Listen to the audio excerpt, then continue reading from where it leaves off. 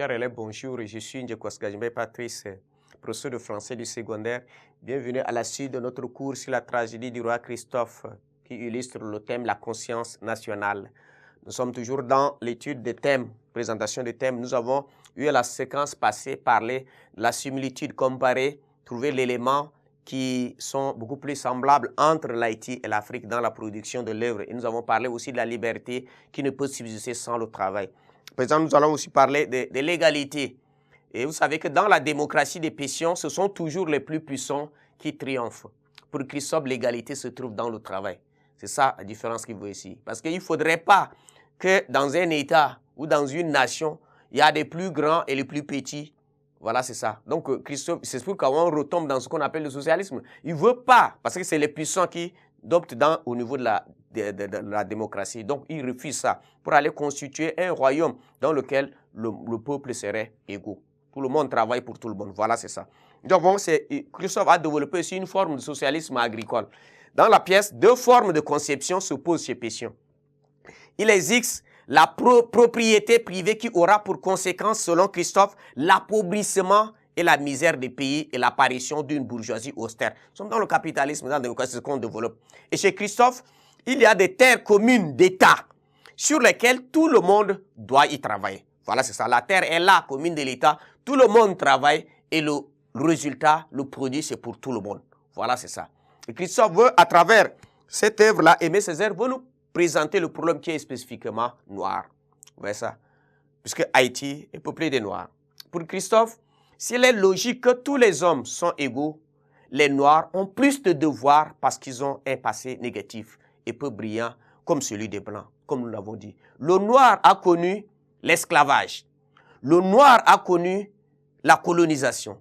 Le Noir a connu toute forme d'oppression à cause de sa richesse, à cause de sa terre. Voilà, vous voyez là où je dis. Et s'il est vrai que les grandes civilisations sont formées lentement, les Noirs n'ont pas le temps à perdre. Vous voyez ce que Christophe développe ici. Nous n'avons pas le temps à perdre. Hein? Et il va dire, nous n'avons pas le temps d'attendre quand c'est précisément le temps qui nous prend à la gorge. Aujourd'hui, les autres nous traînent. Et pourtant, nous ne sommes pas encore matures. C'est ce qu'on peut le dire en voyant. Et nous comptons sur les autres pour pouvoir nous aider. Et pourtant, nous devons nous mettre au travail. Nous reconnaître comme des frères et sœurs et continuer. Mais nous développons encore certaines attitudes qui nous divisent davantage et cela ne nous permet pas de rattraper les autres. Voilà, c'est ça. Donc, c'est encore plus spécifique à nous. Pour lui, il ne s'agit pas de prouver tout de suite aux yeux de tout le monde que les Noirs aussi savent gouverner un État. Non, c'est pas facile. Nous avons des manquements que tout le monde comprend. Hein? C'est ce que Christophe a dit ici. Et donc, de ce fait, Christophe expose ici la conception de la vraie indépendance synonyme de la liberté et de la dignité et de l'autodétermination de l'homme noir. Lorsqu'on est indépendant, nous serons indépendants dans tous les domaines, sur le plan intellectuel, sur le plan économique, sur le plan politique, sur tous les plans, pour montrer. Mais lorsque nous parlons de l'indépendance et que nous comptons encore sur les autres pour nous faire, voilà, dans ce cas, nous nous laissons encore dominer par ceux-là. Et donc, nous n'avons pas la capacité de nous développer. Les autres nous exploitent. Hein? Quelqu'un d'une autre nation ne peut pas vous aimer plus que vous-même. Hein? Nous avons dit, les gens développent le nationalisme dominateur pour nous asservir. C'est ce que le général de Gaulle a dit, qu'on a vu. On dit, le patriotisme, c'est aimer votre pays. Le nationalisme, c'est détester celui des autres.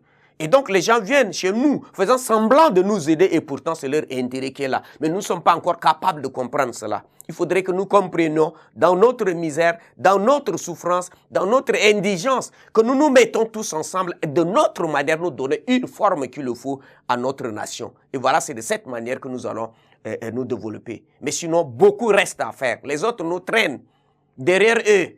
Avec l'évolution, et pourtant, nous sommes encore très loin. Il y a des gens qui sont... Nous sommes dans le 21e siècle. Mais chez nous, ici, peut-être qu'on peut voir dans certaines de nos villes, nous sommes encore au 20e siècle, ou certains sont au Moyen-Âge. Dans ce cas, on ne peut pas se comparer, faire la compétition avec des équipes qui sont encore bien préparées. Donc, le problème est spécifique à l'Afrique. C'est pourquoi Christophe dit, je demande trop aux hommes, mais pas assez aux nègres. À nous, il nous reste encore beaucoup à faire pour parfaire notre indépendance. Merci de votre attention.